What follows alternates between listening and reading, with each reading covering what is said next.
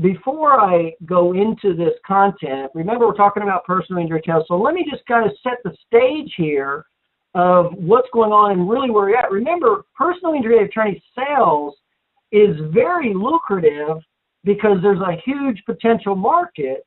Remember, only 25% of personal injury attorneys actually proactively manage their case and refer cases out, and only 32% of personal injury patients see chiropractors or CAM providers. Not even that number is not even chiropractors. That's CAM providers, of which chiropractic is the largest percentage. So 68% of personal injury patients do not get chiropractic care, and a large percentage of the personal injury attorneys do not deal with chiropractors. So that's the good and bad news. So there's a huge potential market, but that's why we need to do sales and not advertising. But just be aware that when we go through personal injury attorney sales, that remember that we want to set the stage depending on, in other words, you would not want to do this presentation in a cold call. You would want, because remember, we're trying to affect 4 factors: trust, defenses, resistance, and confidence. Well, if I've already done some things to affect trust and decrease their defenses, they're going to be much more receptive to this presentation.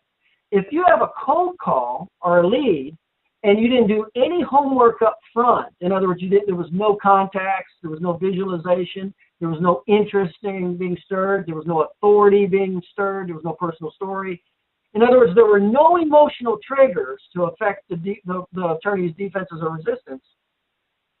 You're going to have a much more difficult time of this presentation working. So this is why we want to do several things prior to this presentation. Things meaning triggers. We want to pull some emotional triggers prior to this presentation, and that's why we do the publicity. That's why we do the advertising videos to gain their attention. That's why we do multiple contacts.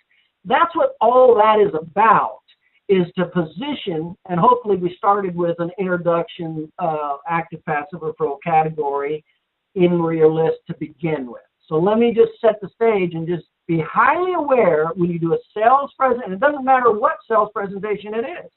When you do an educational sales training, and that's probably the words I would use. I wouldn't use sales with attorney. I'd probably call it educational training. Sales just is a negative word to a lot of people.